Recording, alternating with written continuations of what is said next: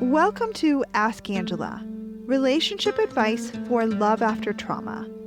I'm Angela Amias, here to help you navigate intimate relationships as I answer real questions about love, loss, and everything in between. This is where we untangle old patterns that keep us stuck and discover new possibilities for connection. Relationships after trauma need a different kind of wisdom, and I'm so glad you're here. Hey there! In this episode, I'll be answering Spencer's question. Spencer writes, "Why did I demolish my amazingly beautiful relationship with a gorgeous and devoted girlfriend who showed me unconditional love even though I repeatedly turned on her and kept her down with accusations I knew were far from true? I couldn't accept that my intuition had been hindered by my paranoia. And in all reality, she had really never done anything wrong. But I just could not bring myself to admit to her that I was wrong out of a fear that she would think less of me and then go on to never trust in my judgment on anything else. I really thought then that is how she would be. But hindsight is always 20/20. And I realized that negative assumption about her was just another ridiculous scenario I concocted in a dysfunctional way of thinking when it comes to trusting women. So my question is this: why, when I have full awareness and take complete responsibility for the sabotage of my awesome relationship, why do I still feel the same feelings and think the same thoughts in my present situation, even though I know they're wrong? Please help me save my next relationship from my harmful repeats and irreversible damage." Dear Spencer, have you ever noticed how much of the advice on figuring out if there's something going on in your relationship that you're not aware of encourages you to trust your gut? Sure, it's important to trust your gut.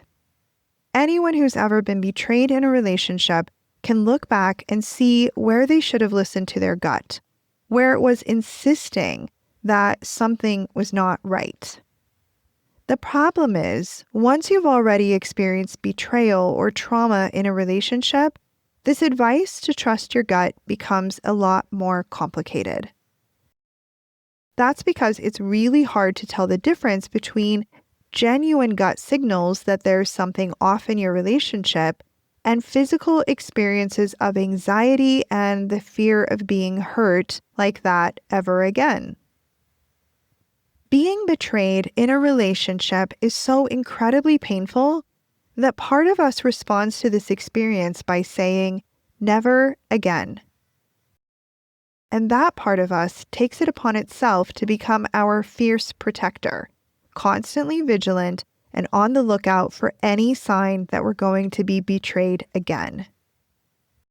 In other words, once we've been hurt by lies in a relationship, we're no longer able to naively take things our partner says at face value. We're no longer able to just trust in appearances in the relationship. Sure, our partner seems wonderful and devoted, but is she really? We become highly reactive to any potential red flag, no matter how small. She said she wasn't feeling well, but is she actually home in bed, or is she out with someone else? Why did he just close that browser window when I came into the room? Who are they texting right now? Who's texting them at this hour? In order to keep ourselves safe and protect ourselves from being hurt again, we're constantly on guard, looking at everything in the relationship in the worst light possible. We imagine every worst-case scenario, inventing nightmarish possibilities that then torment us until they're disproven.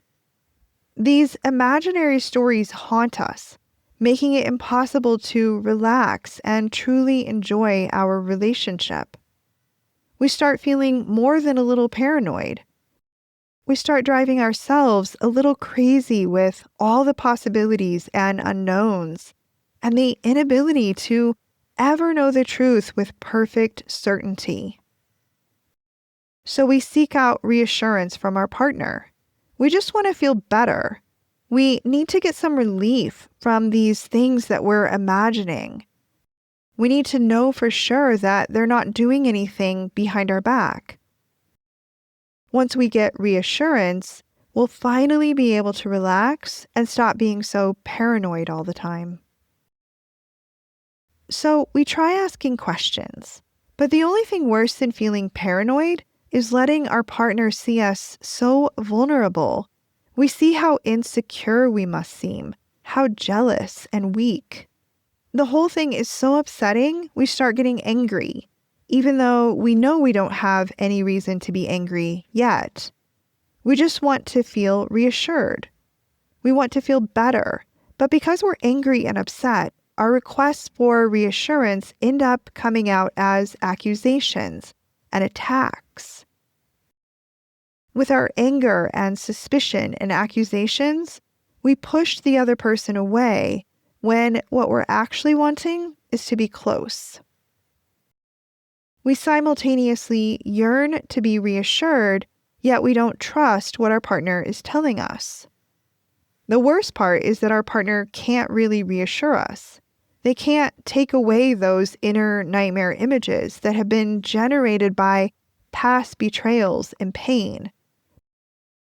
They have no way to prove beyond a shadow of a doubt that there's no cause for us to worry.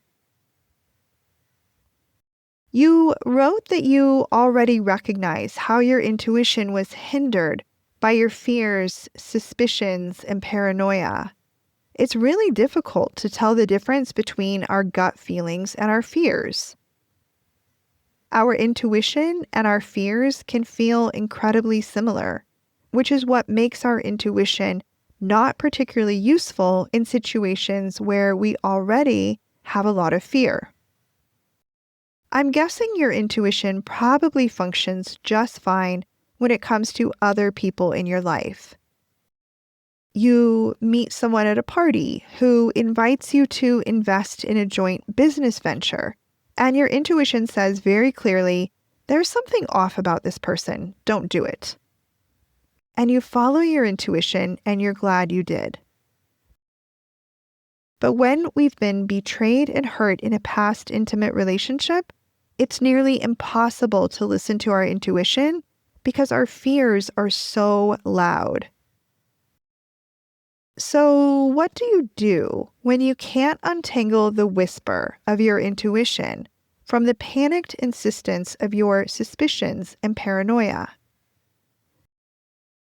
The first thing to do is to normalize all the feelings and thoughts you're having.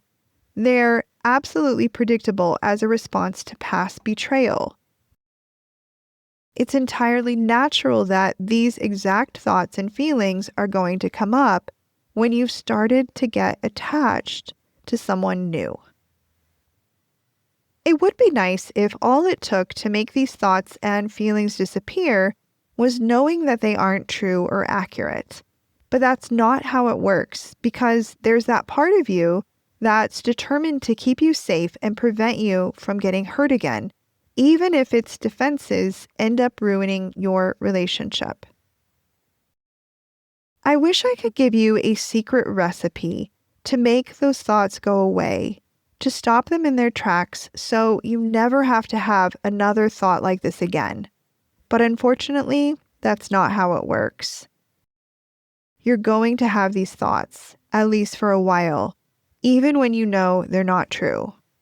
But just because you can't stop having the thoughts and feelings immediately doesn't mean there's nothing you can do. What you can do is correctly attribute these thoughts and feelings when they come up. Imagine you had 2 buckets for thoughts that pop into your head. One bucket is labeled past, and the other bucket is labeled present. Your job is to distinguish which bucket these paranoid thoughts go into. You put those thoughts into the bucket labeled past.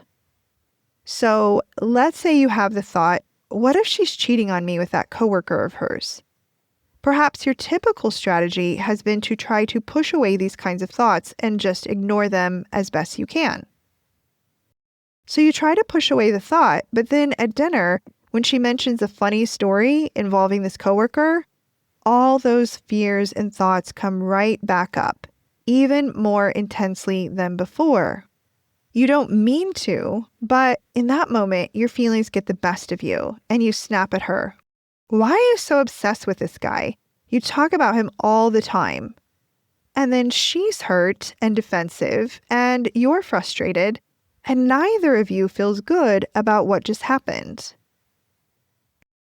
Labeling your thoughts and correctly attributing them to the past isn't about ignoring or trying to suppress the thoughts. It's about making sure you're consciously connecting these thoughts and feelings to your past experiences, so you don't act as though they're related to your present experience.